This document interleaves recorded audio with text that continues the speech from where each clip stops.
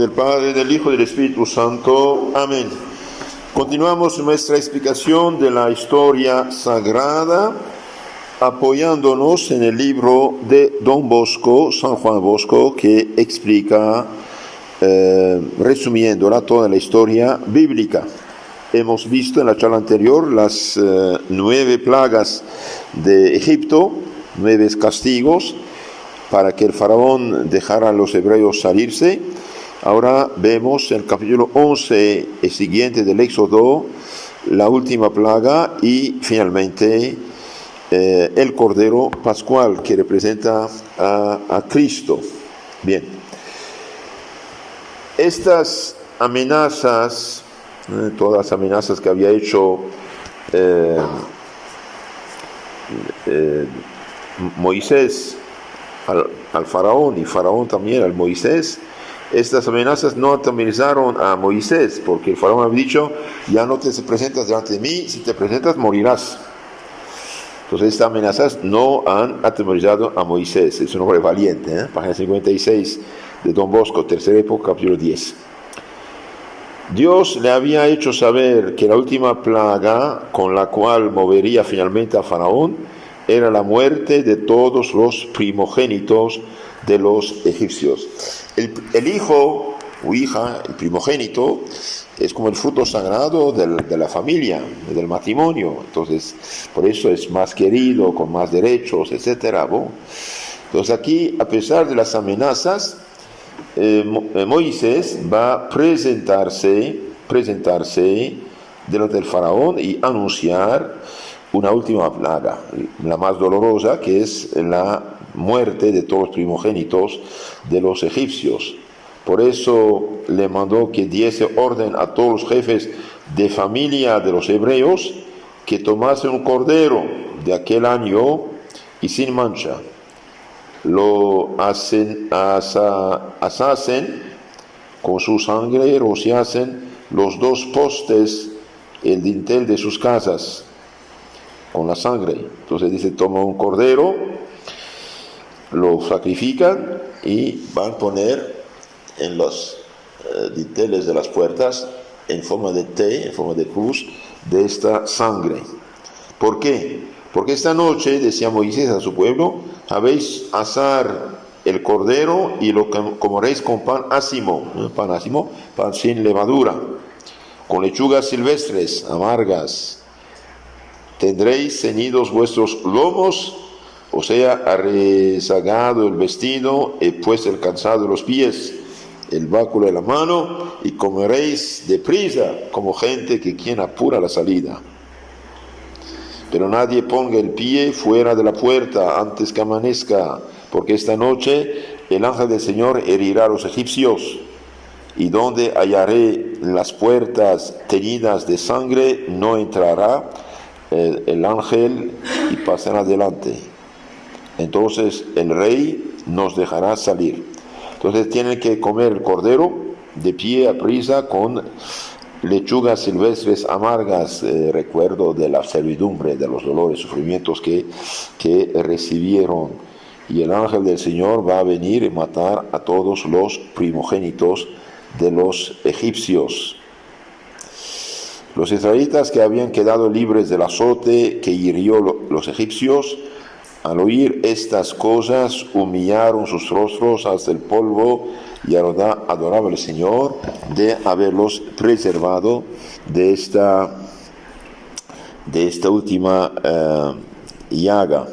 El capítulo 12 del Éxodo 12:29 dice: en medio de la noche mató Yahvé a todos los primogénitos de la tierra de Egipto, desde el primogénito del faraón que se sienta sobre su trono hasta el primogénito del preso en la cárcel, y a todos los primogénitos de los animales. El faraón se levantó de noche, él, todos sus servidores, todos los egipcios, y resonó en Egipto un gran clamor, pues no había casa donde no hubiera un muerto. Aquella noche llamó el faraón a Moisés y a Aarón y les dijo: váyanse, salgan de en medio de nosotros, vosotros y sus hijos y los hijos de Israel, y van a sacrificar a Yahvé como habéis dicho.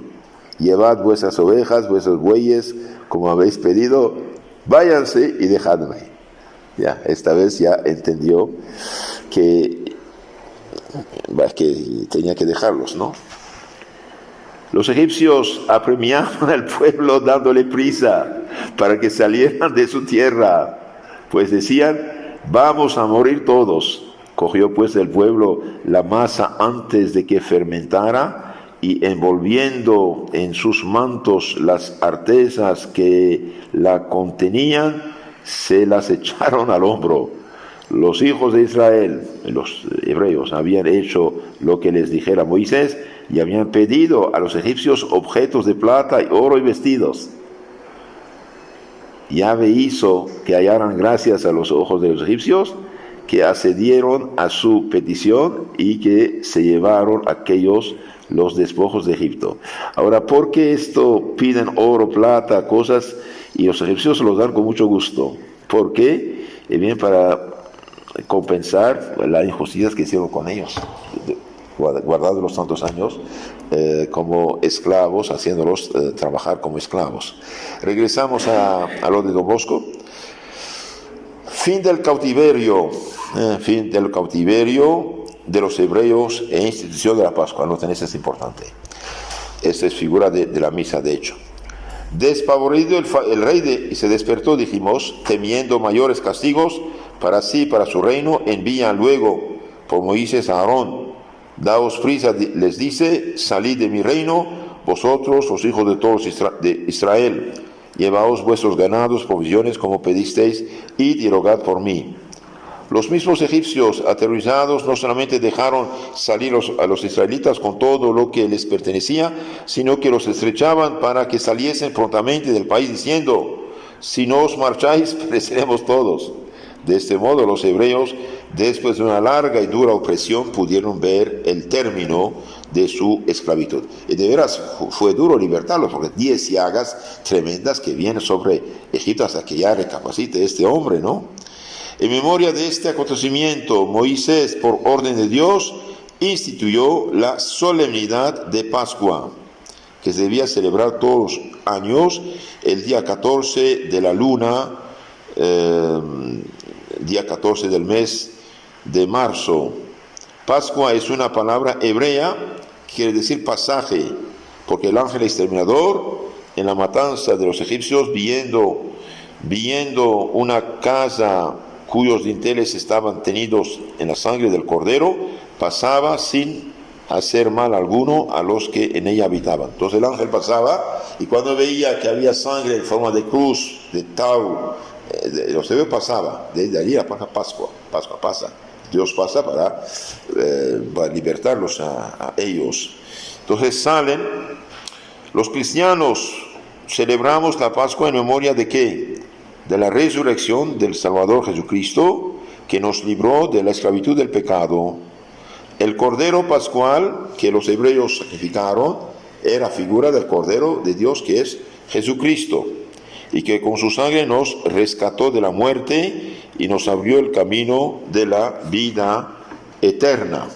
Entonces este Cordero que comieron los hebreos, de hecho dice no le romperán ni un solo hueso, es imagen del Cordero de Dios que quita realmente los pecados del mundo. Y desde los años más o menos 1250 antes de Cristo hasta el año 33 de Cristo, y bien todos los años, bien los hebreos se juntaban en Jerusalén para ofrecer el Cordero, que era la mayor fiesta que tenían. De hecho, Cristo en la misma noche de Jueves Santo va a comer el Cordero del Antiguo Testamento.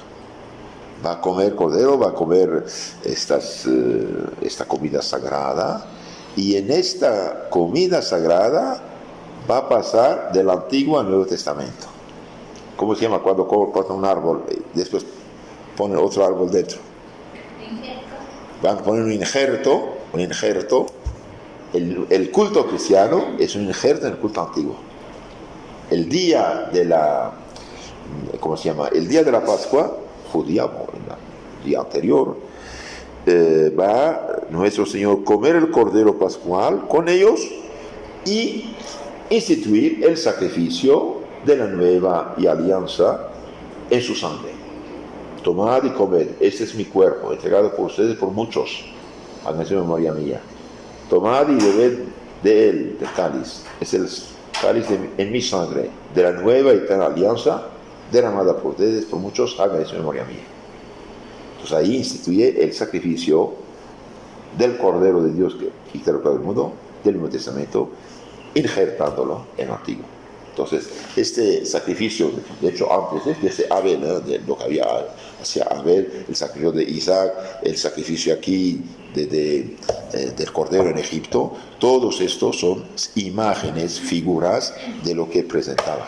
¿Acaso la sangre de un animal va a impedir a un ángel entrar? No. ¿Qué simbolizaba esa sangre que los hebreos en Egipto pusieron en sus puertas? Era la sangre de Cristo. Todos los ritos del Antiguo Testamento eran figuras, representaban. Y si tenían algo de eficacia, lo debían a la figura venidera del Cordero de Dios, que es Cristo. Veamos un poco una observación de Don Bosco.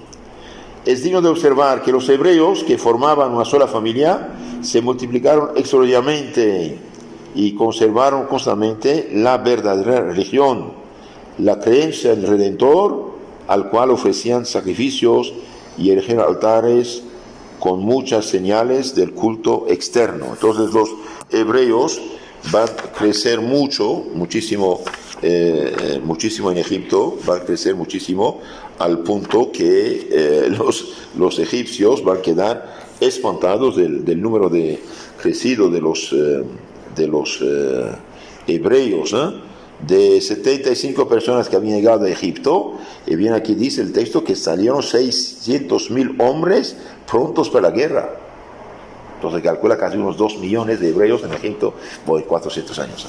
Entonces aquí dice, los hebreos que forman una familia multiplicaron de una manera extraordinaria. 1, 2, conservaron la religión verdadera, eso es muy importante, conservaron su fe en el Mesías venidero, y 2, que si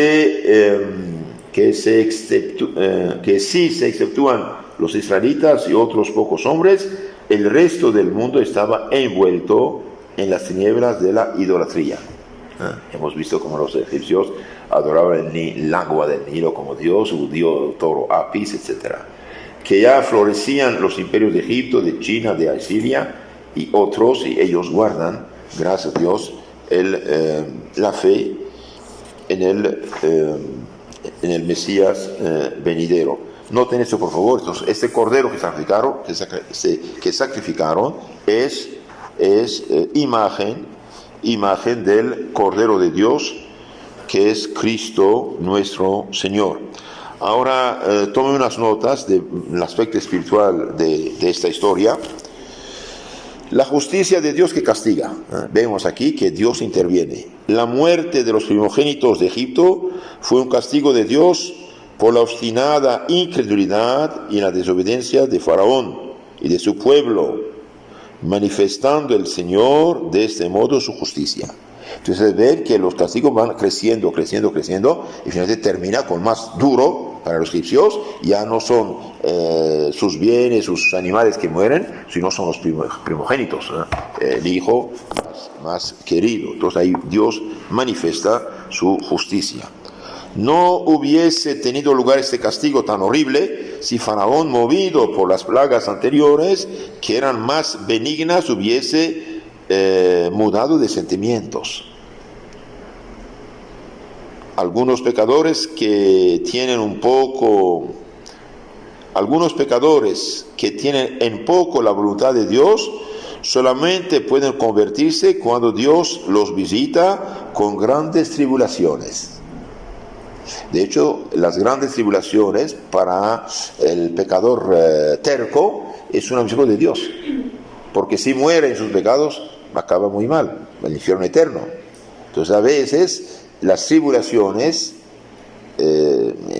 son realmente un don de Dios para esas personas. Algunos pecadores que tienen poco la voluntad de Dios solamente pueden convertirse y salvarse cuando Dios los visita con grandes tribulaciones. Nadie puede escaparse del poder de Dios, porque es omnipotente. Y así que quien altanero le resiste, ha de sentir su inflexible justicia, o ya en la tierra, mientras vive, o en la eternidad. Y le pidamos que sea en la tierra, porque la eternidad es el infierno eterno. Ya no hay solución. Mucha gente en este mundo, después de pruebas graves, y bien se convierte, se salva. Dice el libro de Esther 13:11, tú dominas sobre todo y nadie hay que pueda resistirte. Otro punto, noten esto, la fidelidad de Dios. ¿Qué promesas se cumplieron con la asombrosa multiplicación del pueblo de Israel y de su salida de Egipto?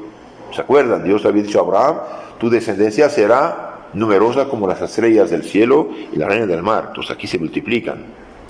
Entonces Dios cumple, Dios es fiel, significa Dios cumple. Y si nosotros cumplimos con el Evangelio, con lo que dice nuestro Señor en el Evangelio, y bien las promesas que Dios promete, también cumplen. Cumplen. Dios es el Señor de la vida y la muerte. Con las plagas anteriores mostró Dios ser el Señor de la naturaleza. Con la última y más terrible plaga se manifestó como Señor de la vida y de la muerte, matando en una noche a todos los primogénitos de los egipcios y conservando la vida a todos los de los israelitas. Dios es el Señor, ¿no? Ahora veamos esto del Cordero. Tomen unas notas interesantes esto. El Cordero Pascual fue figura de Cristo. El Cordero Pascual fue una víctima y Moisés, Éxodo 12:27, dice expresamente, esta es la víctima del paso del Señor. Como tal fue una excelente figura de Cristo, notablemente en los puntos siguientes. El Cordero Pascual no debía tener defecto alguno. No tiene defecto alguno, ninguna mancha, ningún defecto. Y Cristo es santísimo, purísimo, Cordero inmaculado y sin tacha, dice San Pedro. Entonces, este Cordero sin defecto representa a Cristo sin tacha, Cordero inmaculado y sin tacha, dice San Pedro, 1:19. Debía ser muerto y su sangre derramada. Y bien, Cristo murió. Como Cordero divino murió víctima en el altar de la cruz y derramó toda su sangre por nosotros. No se le había de romper ningún hueso. No tenía que romper ningún hueso al Cordero. Y bien, ¿qué pasó? Y bien, cuando los soldados vinieron, Cristo estaba muerto. Rompieron las piernas de los dos ladrones y a Cristo, mirando que era muerto, el centurión le dio golpe al costado, al corazón, pero no le rompieron las piernas. Entonces aquí tenemos la profecía realizada. No romperéis ni un solo hueso. Por una manera del todo diccionaria, no se le rompió ningún hueso a Cristo en la cruz. Por la sangre del Cordero Pascual, los israelitas fueron preservados de la muerte corporal. Donde pasaba el ángel había sangre, dejaba esta casa en paz, ¿sí? Y bien, esta sangre simbolizaba la sangre de Cristo. Nosotros, por la sangre de Cristo, somos preservados de la muerte espiritual, del pecado y de la penetración del infierno. Entonces nosotros, por la sangre de Cristo, seremos preservados del pecado, del poder del demonio, de la muerte espiritual y del eterno, del infierno. ¿Qué es lo que purifica el pecador? La sangre de Cristo. ¿Y cómo la sangre de Cristo llega a nosotros? Mediante los sacramentos. Primero el bautismo, y después, cada vez que nos confesamos, hay una purificación con la sangre de Cristo de nuestro corazón, mediante la confesión. Y el que es en pecado mortal, bien, es la sangre de Cristo que lo purifica por la absolución de sus pecados en la confesión. Por eso el protestantismo, al destruir los sacramentos, dejó la gente sin nada. Por mucho que digan que la sangre de Cristo me cubre, etc., son palabras. La sangre de Cristo nos cubre, es verdad. ¿Cómo? Con los sacramentos. Y el sacramento por excelencia, donde la sangre es ofrecida por vivos difuntos, es la Santa Misa. Y los protestantes no tienen nada de todo esto, ¿no? Entonces, la sangre de Cristo nos preserva de la muerte espiritual, del pecado y del infierno eterno. También por el Cordero Pascual se vaticinaba, se anunciaba. Vaticinar significa anunciar. También por el Cordero Pascual se vaticinaba, de hecho, que el futuro Redentor había de ser inmaculado, que se sacrificaría por nosotros, daría su sangre y su vida, y que no se le rompería ningún hueso, y que por su sacrificio seríamos salvos de la muerte eterna. Entonces todo este cordero es imagen de Cristo. Sin Cristo no hay salvación, noten eso también.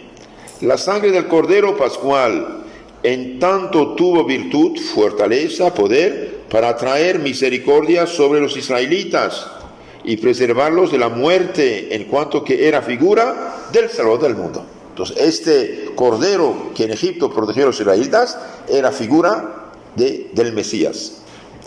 Su virtud, su poder reconciliador y salvador no radicaba en el mismo del cordero, sino que procedía de la sangre de Jesucristo, cuyo holocausto en la cruz era prefigurado por la muerte del cordero. Entonces este cordero representaba a Cristo. Y esta sangre que protegió a los hebreos, no solamente en Egipto, sino también durante todos los siglos cuando fue ofrecido, representaba a Cristo. Porque con fe en el Redentor que había de venir, los israelitas sacrificaron el cordero pascual. Noten esto. Con fe en el cordero, que es Cristo, sacrificaron este cordero. Y con su sangre rociaron los dinteles de sus casas. Se vieron libres de la muerte, y solo con la fe en ese Redentor podían los hombres de la antigua alianza alcanzar perdón y gracia. Entonces todos los ritos del Antiguo Testamento, los sacrificios, los holocaustos, todo esto es figura de Cristo. Ahora unas palabras acerca de la significación de la fiesta de Pascua. Significación de la fiesta de Pascua en el Antiguo y en el Nuevo Testamento. La fiesta de Pascua entre los judíos fue instituida por Dios mediante Moisés en recuerdo y acción de gracias por la libertad del pueblo de Israel de la servidumbre de Egipto y por haber sido librados de la muerte temporal, así como también para denotar la futura redención del pecado y de la muerte eterna. Esto es el Antiguo Testamento. La fiesta de Pascua entre los cristianos ha sido instituida por la Iglesia de Dios, por Dios mediante la Iglesia.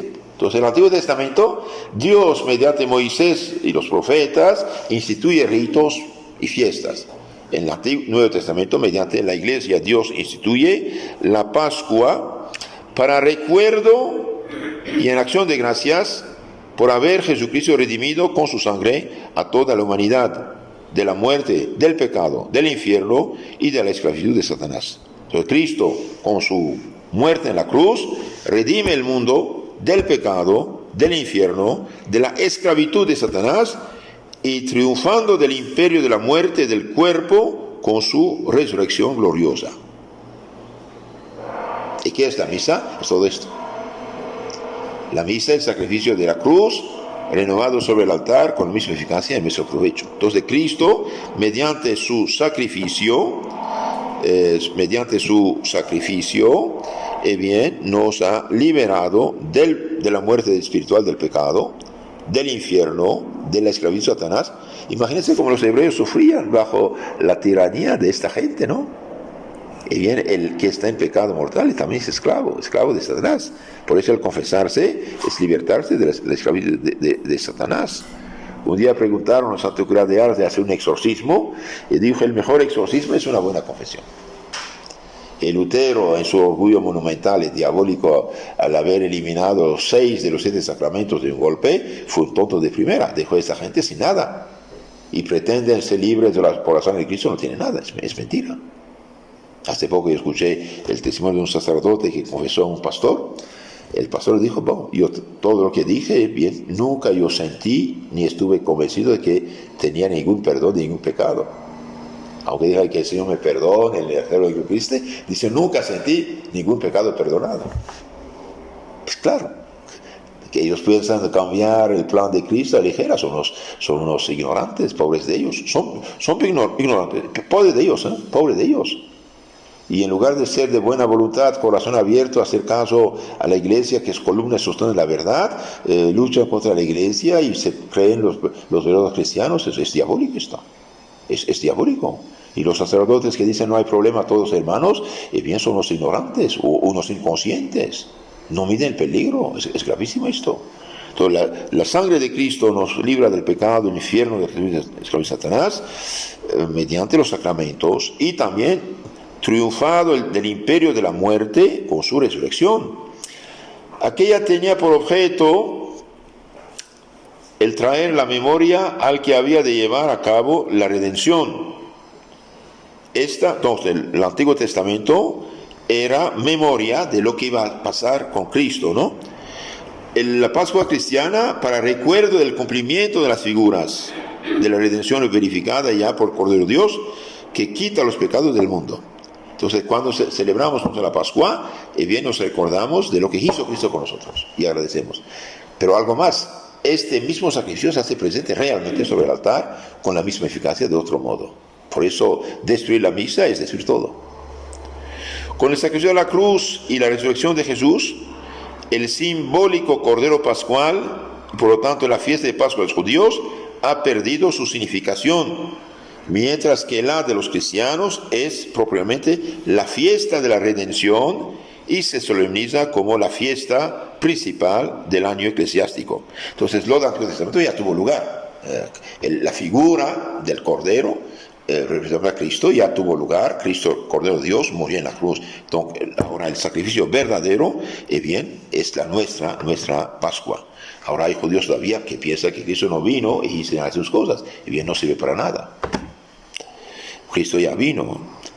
Ahora, la fiesta principal de la religión cristiana, ¿cuál es? Es Pascua. Es Pascua.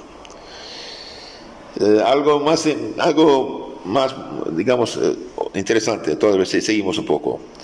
Cuán grande fuese la significación del Cordero Pascual en los planes divinos de la redención se ve claramente en que desde su institución el año empezaba con el mes de la Pascua. El Cordero Pascual figura de la Sagrada Comunión, noten eso también, figura de la Sagrada Comunión. El Cordero Pascual no era solamente un sacrificio, sino también un manjar que debía comer el pueblo escogido. De hecho, comieron de esta carne la noche de su liberación. Tenían que comer. Cristo, el Cordero Pascual de la Nueva Alianza, es en la Sagrada Comunión un manjar para el alimento de nuestras almas. Y como la comida del Cordero Pascual entre los judíos era acompañada de lechugas amargas, así también entre los cristianos, si queremos que este precioso manjar no sea saludable, es menester que lo recibamos con doloroso arrepentimiento y sincera confesión de nuestros pecados. Ellos lo comían con lechugas amargas, ¿sí? Nosotros tenemos que tener la amargura del arrepentimiento y sincera confesión de nuestros pecados, porque el que comulga un pecado mortal hace un sacrilegio. Come, bebe indignamente su propia... el que lo come indignamente, come, bebe su propia condenación. Entonces, las lechugas amargas de Egipto, aquí significan el arrepentimiento y sincera confesión. Cuando le recibimos así, es decir, dignamente, nos da fuerza para peregrinar santamente a través del desierto de este mundo y arribar al prometido país de la felicidad eterna. Entonces, como los judíos comieron cordero y salieron para ir a la tierra prometida, que le dio fuerza a esta comida, y bien nosotros necesitamos de la Sagrada Comunión para peregrinar en el desierto de este mundo y llegar a la vida eterna. ¿Quién come este pan? Ha dicho el Salvador, vivirá. ¿Cuánto tiempo? Eternamente. En San Juan 6:59. Eternamente. Entonces, una garantía de resurrección gloriosa y de vida eterna. ¿Qué cosa? La comunión. ¿Ves? Comunión es Cristo que recibimos. Y no solamente la comunión aumenta la gracia y la santidad, aumenta la fe, esperanza, caridad, aumenta prudencia, justicia, fortaleza, templanza, aumenta los dones del Espíritu Santo, también nos da fuerzas contra el pecado futuro y nos defiende de los ataques del demonio. A tal punto que San Crisóstomo dijo cuando un cristiano comulga, debería salir como un león que espanta al demonio. Sí, por eso, de ahí la importancia de la acción de gracias, la importancia de la acción de gracias para para aumentar esto. Entonces uno comulga ni da gracias, pues recibe poco. Como dijo Santa Teresita, si uno va con un pequeño vaso a la fuente, tiene un pequeño vaso de agua. Si va con un garrafón de 20 litros, tiene 20 litros. Y si va con doble remolque, 20 mil litros. En la vida que uno va con ese deseo, de la comunión más recibe gracias, bendiciones. Una comunión debería transformar al ser humano, por eso no acostumbrarse a ya comulgué, después de gracias y punto, ser agradecido, incluso durante el día, continuar su acción de gracias durante el día. Relación entre la figura y lo figurado, vemos esto también, o sea, el cumplimiento de las figuras. No vayáis a creer que al ser Jesucristo crucificado no se le rompió ningún hueso, porque al Cordero Pascual, que era su figura, no se le había de romper ningún hueso. Precisamente es todo lo contrario, pues que una imagen dice relación a la persona cuya figura es, no la persona la figura. Entonces, no rompieron ningún hueso del Cordero. ¿Por qué? Porque en el plan de Dios no tenía que romperse ningún hueso a Cristo. ¿Sí? Entonces, lo que pasó con el Cordero representa a Cristo, y no Cristo al Cordero. Es la figura de Cristo. Porque Dios, ante quien todo está presente, previó que al Redentor crucificado no les había de romper ningún hueso. Mandó que tampoco al Cordero Pascual, que era figura de Cristo, se le rompiese ningún hueso. Así sucede con todas las figuras, y cuanto a ellas como tales se refiere. Dios en su omnisciencia la dispuso de modo que nos anunciase el Redentor, su vida, su eficacia, su reino. Entonces, cuando tenemos una figura del Antiguo Testamento, bien, Dios, como sabe todo, bien, organizó la cosa que esta figura represente lo que representa realmente a Cristo. Las figuras del Redentor que hemos visto en la Sagrada Biblia, ¿cuáles son?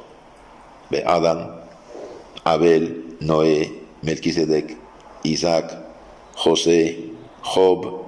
Eran personas, por lo que estas figuras se llaman personales.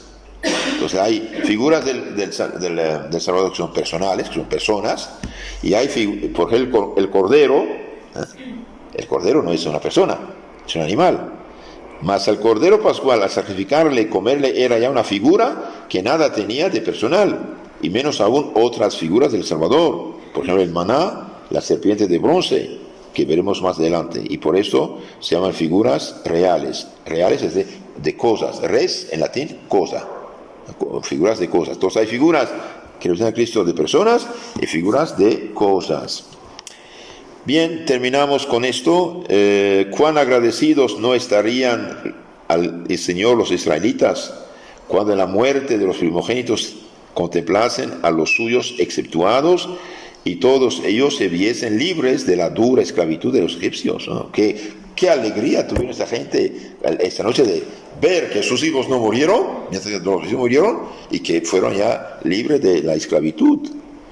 Nosotros también debemos dar gracias a Dios todos los días por habernos redimido por su unigénito Hijo, por habernos alcanzado el perdón y la gracia, y por habernos abierto la puerta del cielo por la gracia de los sacramentos.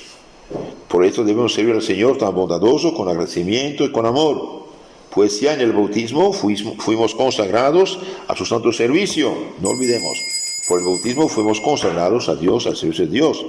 Procuremos con toda diligencia asistir al santo sacrificio de la misa y estar en ella con gusto y devoción, manifestando nuestra gratitud al Cordero de Dios, que todos los días se ofrece por nosotros.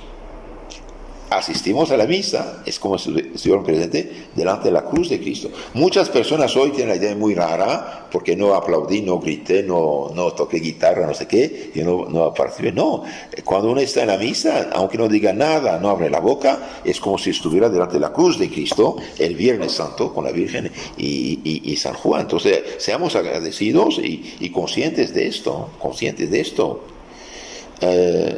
Ahora, última cosa, si nos entregamos a las malas inclinaciones y pasiones, otra vez caemos bajo el poder de Satanás y del pecado.